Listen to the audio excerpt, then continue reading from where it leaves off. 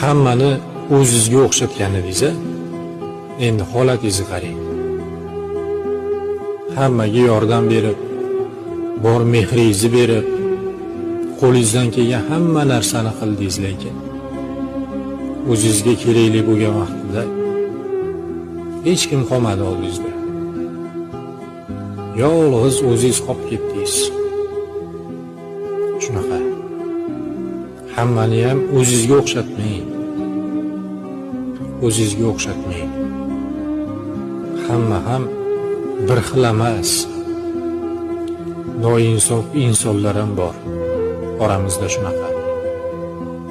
Xafa bo'lmayman deysiz, lekin ichingizdan o'tayotganini o'zingizdan boshqa hech kim bilmaydi. Endi hech kim bilishi shart emas.